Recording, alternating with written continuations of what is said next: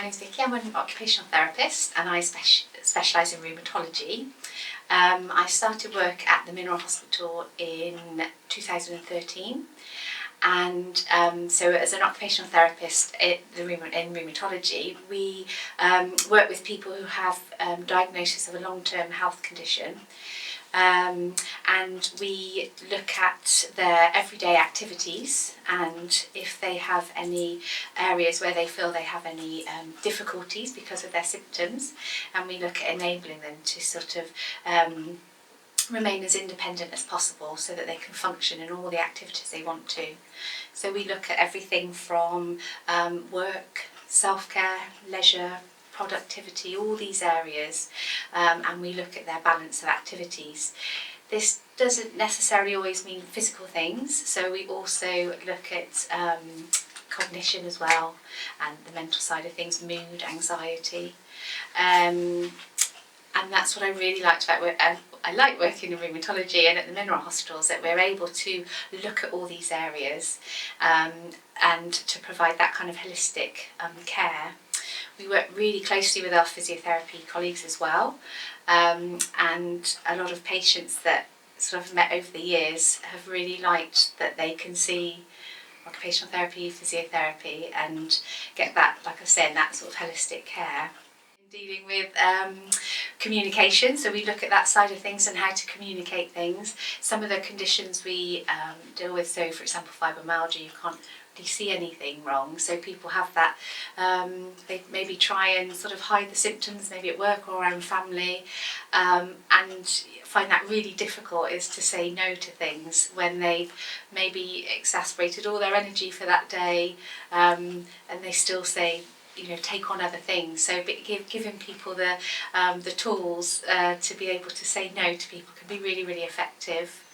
And that's the other thing. So a lot of people sort of say as well when I first meet them is they didn't realise they can get help with things like fatigue management as well, so that we know that obviously fatigue comes alongside some of these conditions, and that can be really overwhelming for people to manage this.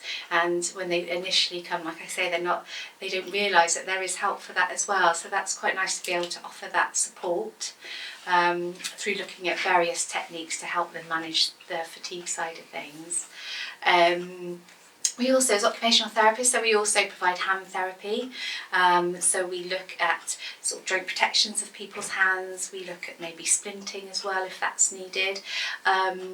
So, you know, for example, I remember having a lady who couldn't pick up a medication because of the joint deformities, and we provided a splint that helped her get into the functional position, so just a little splint, and she was then able to manage that independently, which was fantastic. So we do have links with various talks, so events going on. We might go and give talks, especially with the BIRD, so the Bath Institute for Rheumatic Diseases. We take part, the OTs and the physios, we come and do a talk about whether it's sort of fatigue or activity.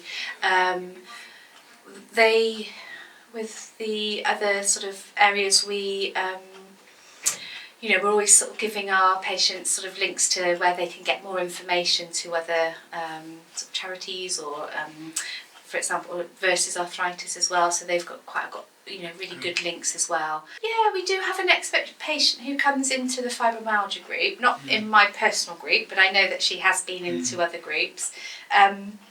Which can be really important because people can feel quite isolated at times, and feel that, you know, some of these conditions could be quite rare, or, you know, there's not many people they know with the same condition. So when they come to one of our groups and meet similar people, that can be just as important as well. You know, a lot of feedback is that we, you know, it's just people who understand what I'm going through and give me time to sort of, you know, think about that and you know, sort of get some techniques to help with it.